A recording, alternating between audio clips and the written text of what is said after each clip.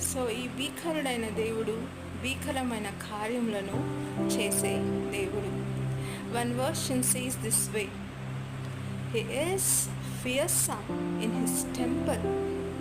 Other version says this way: He is awesome in his dwelling place.